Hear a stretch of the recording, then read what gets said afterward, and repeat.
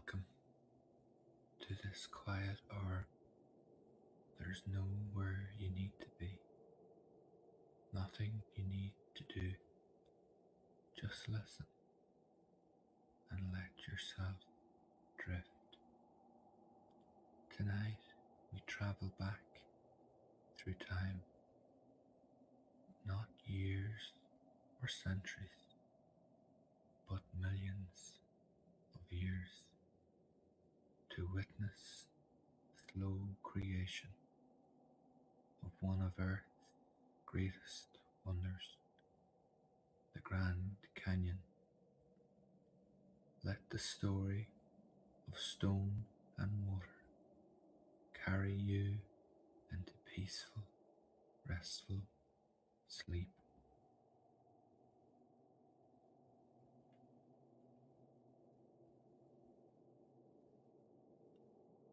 The story begins almost 2 billion years ago.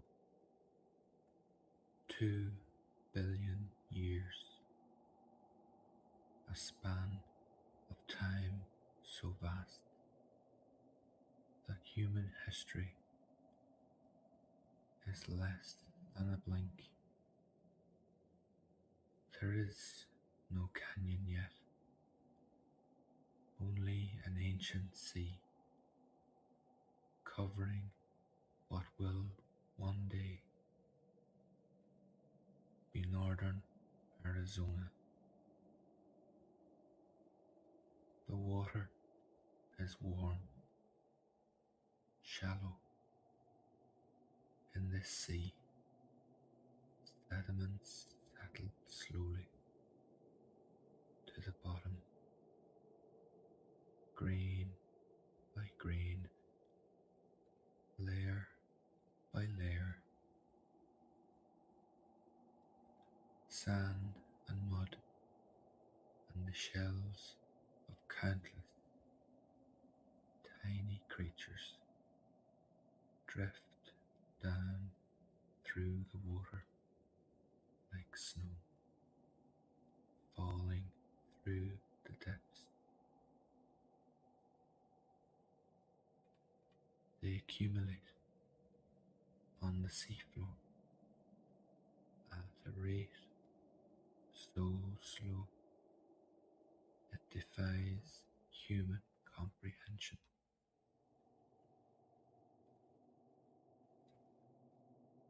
A single inch of sediment might take 1,000 years to form. The weight of these layers presses down on the sediments below, squeezing out the water and compacting the grains together. Minerals dissolved in the water between the grains begin to crystallize, cementing the particles into solid rock. Sandstone forms from ancient beaches.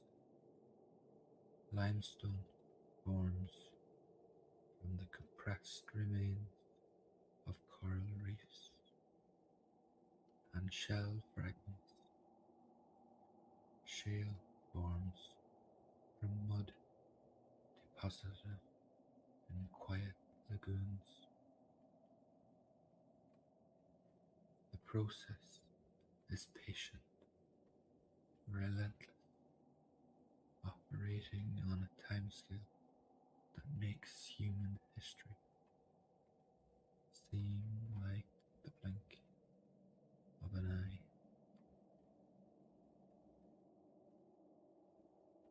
These rocks, the Vishnu schist and the Zoroaster granite that now form the innermost depths of the Grand Canyon, are compressed and heated as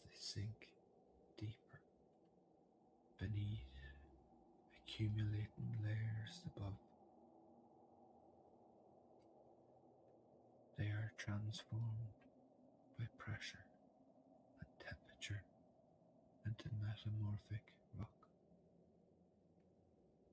Their original structures altered, their minerals rearranged.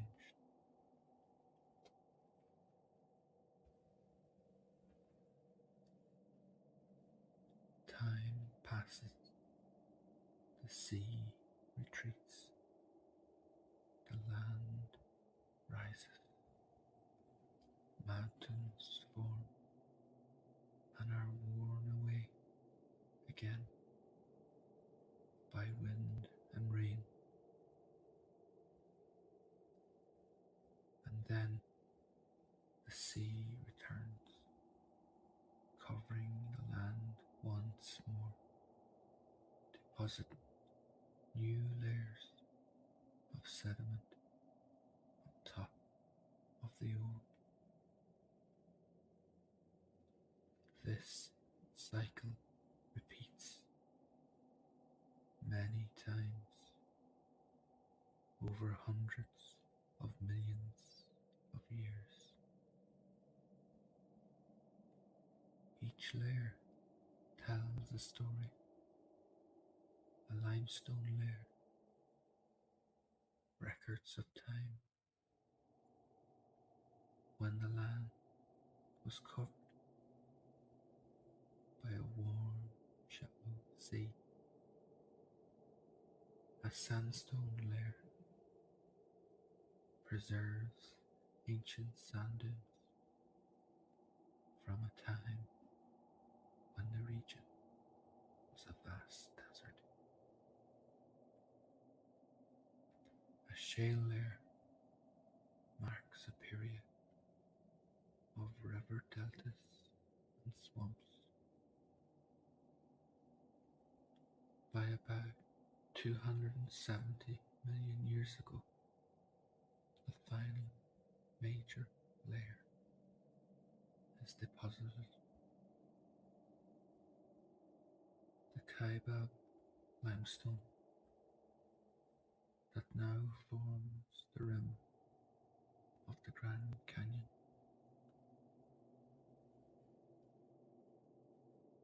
This pale cream-colored rock is full of fossils, brachiopods and crinoids, bryozoans and corals,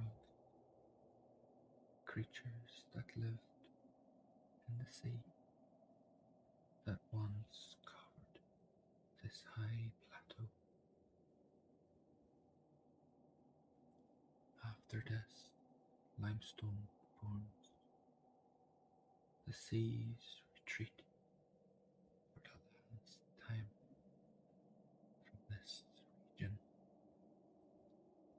The layers are complete, stacked one atop another, like pages in a book written in stone. But there is still no canyon.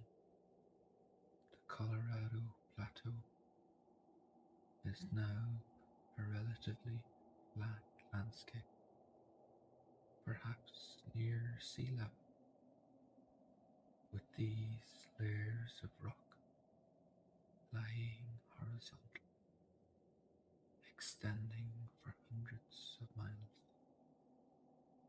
in every direction.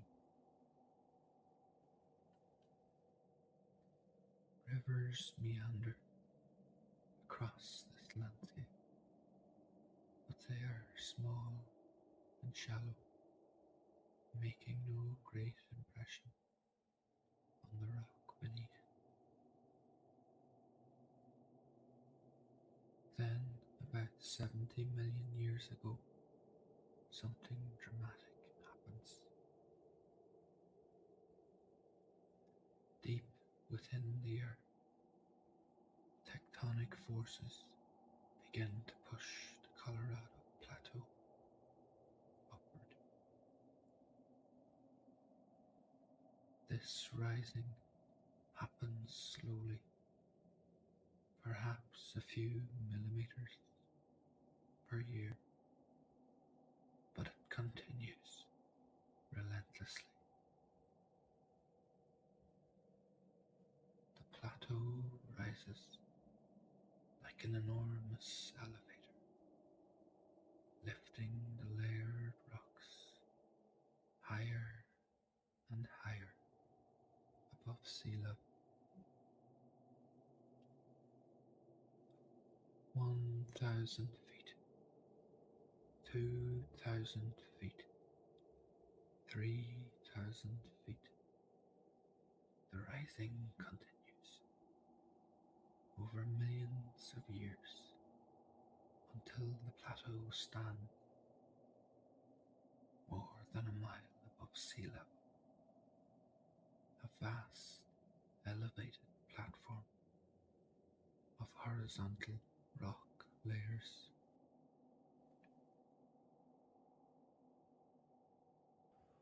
As the plateau rises, something crucial happens to the rivers flowing across its surface. Their gradient increases. Water that once flowed sluggishly across nearly flat terrain now rushes downhill with growing energy.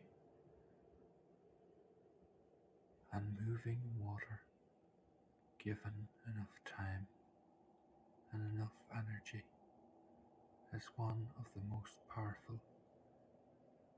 erosive forces in nature. The Colorado River, fed by snowmelt from the Rocky Mountains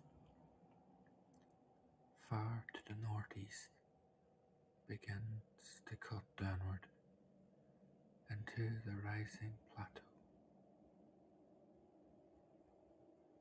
At first, the erosion is subtle, a slight deepening of the riverbed, banks that grow a little steeper. But the river is persistent. Every day, every hour, every moment, water flows downstream, carrying sand and gravel, these particles acting like liquid sandpaper against the bedrock. The river cuts down a few millimeters per year, then a few centimeters, then more, as the plateau continues to rise. The process accelerates through a principle called base leveling, lowering. As the plateau rises, the river must cut down faster to maintain its path to the sea. The river is in a race with the rising land, and in this race, both forces are constantly at work. The land pushes up from below. The river cuts down from above, and gradually, over millions of years, a gap opens between them. 10 million years ago, the canyon is perhaps a few hundred feet deep, a respectable gorge, but nothing extraordinary.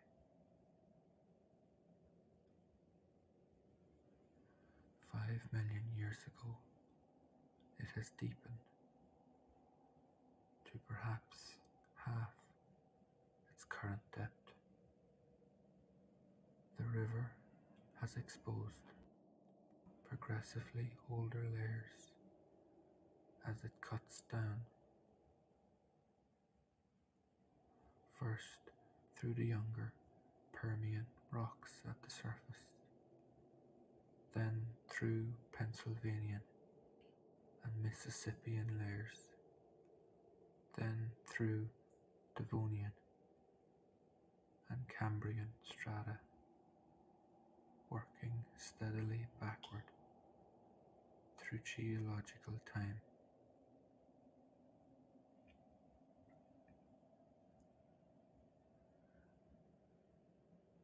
The erosion is not uniform. Some rock layers are harder than others.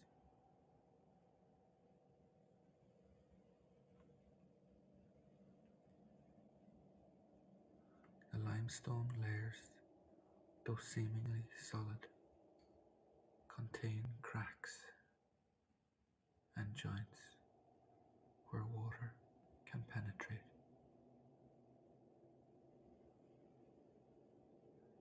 The river exploits these weaknesses, widening cracks through freezing and thawing through the chemical action of slightly acidic water, dissolving the limestone.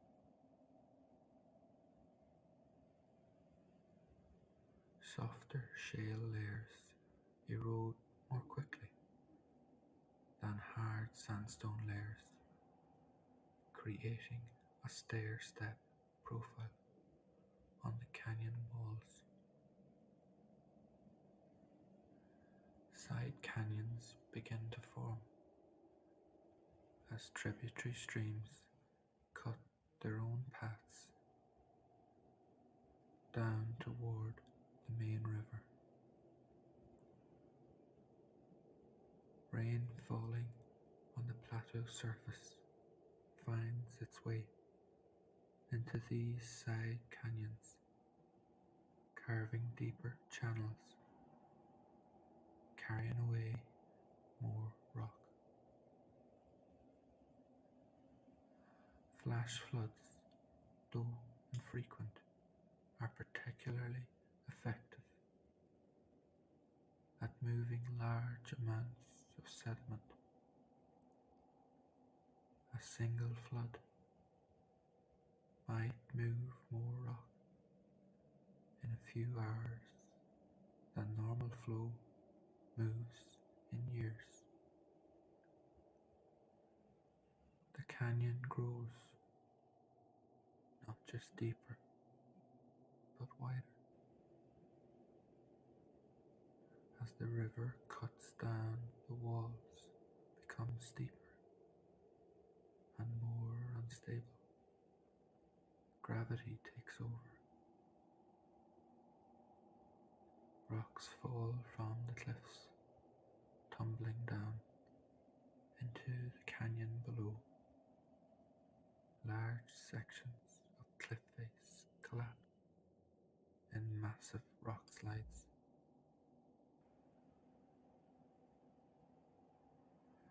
Rain and frost wedge apart loose rocks along joints and fractures. Each falling rock makes the canyon slightly wider, and the river carries away the debris, maintaining the deep cut of the canyon floor. 2 million years ago, the canyon has reached nearly its current depth. The river has cut down through almost all the sedimentary layers, exposing rocks at the canyon bottom that are nearly 2 billion years old. Standing at the rim Looking down, you would see a visual representation of almost half of Earth's history, written in the canyon walls, each layer a chapter, each fossil a word in stone.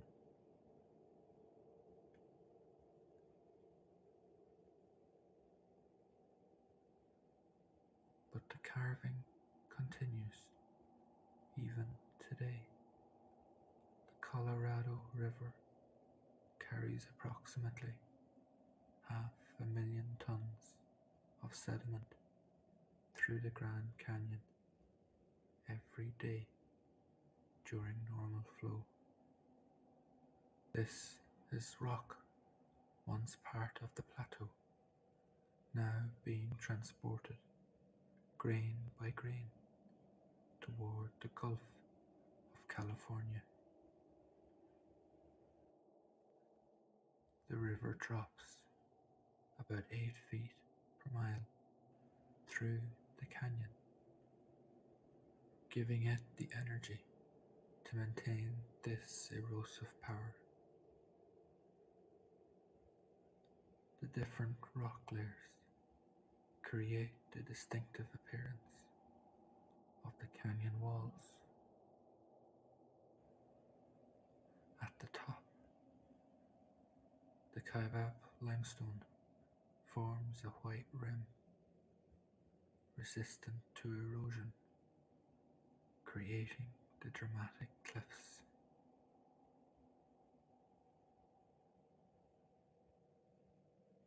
Below that, the Toroweep and the Coconino formations create another set of cliffs and slopes. The Hermit Shale forms a gentle red slope. The Supai group creates a stair-step pattern of cliffs and ledges. Down and down the sequence goes, each layer different in color and resistance to erosion, each creating its own characteristic topography. At the bottom, the canyon narrows. Here, the river flows between walls of the ancient Vishnu schist, dark and hard, resistant to erosion. These rocks, nearly 2 billion years old, are amongst the oldest exposed rocks in North America. They were formed when the Earth was less than half its current age, when life was still primitive, confined to the oceans. No plants grew on land. No animals walked or flew. The atmosphere had less oxygen than today. These rocks remember that ancient Earth. The canyon continues to change. Each spring, snowmelt from the Rockies swells the river, giving it renewed cutting power. Each summer thunderstorm sends flash floods down side canyons, carrying boulders and debris.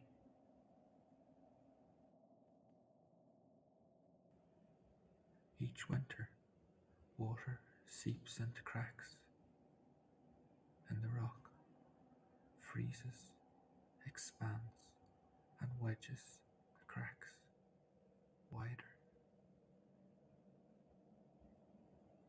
The canyon that that seems eternal and unchanging is actually still being carved, still growing deeper and wider, still growing deeper and wider, though so slowly that a human lifetime is not enough to perceive the change. Standing at the rim today, looking out across that vast expanse of sculpted stone, you are seeing the work of approximately 6 million years of continuous erosion. Every layer exposed in those walls represents millions of years of deposition. The canyon itself, negative space carved from solid rock, represents millions of years of removal. The total span of time represented, from the oldest rocks at the bottom to the youngest at the top, covers nearly 2 billion years, almost half the age of the Earth itself. And still the river flows, still the water carries away tiny particles of rock, still the canyon grows imperceptibly deeper, grain by grain, day by day, year by year, millennium by millennium. The process that created this wonder continues, patient and relentless, operating on a timescale that makes human concerns seem momentary, our civilizations fleeting, our existence brief.